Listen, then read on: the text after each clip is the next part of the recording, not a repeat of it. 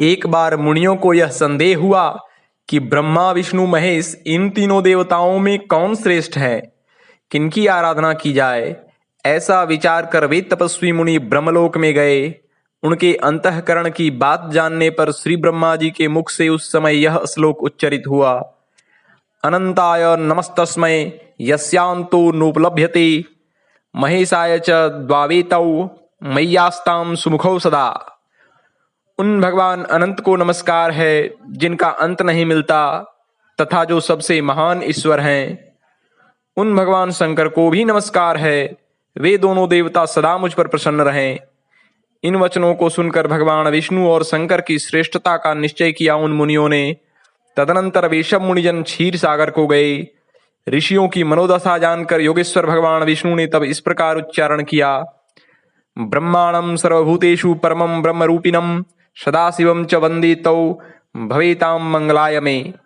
मैं संपूर्ण भूतों में व्यापक पर ब्रह्म रूप भगवान ब्रह्मा और सदाशिव को प्रणाम करता हूँ, वे दोनों मेरे लिए मंगलकारी हों।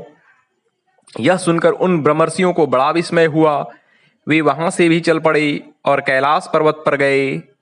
वहां उन्होंने देखा कि भगवान शंकर गिरिराज नंदिनी उमा से इस प्रकार कह रहे हैं।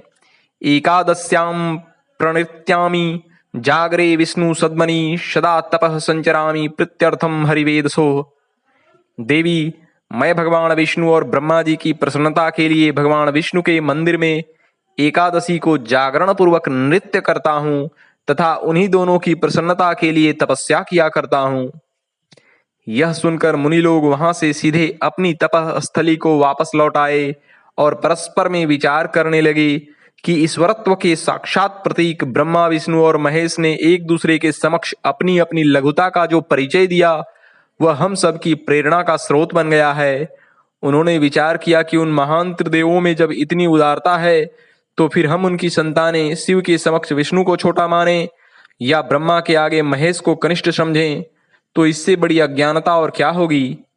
तत्वतः वे तीनों भिन्न स्वरूप होकर नित्य अभिन्न हैं, एक ही परब्रह्म परमात्मा के नित्य चिन्मय स्वरूप हैं।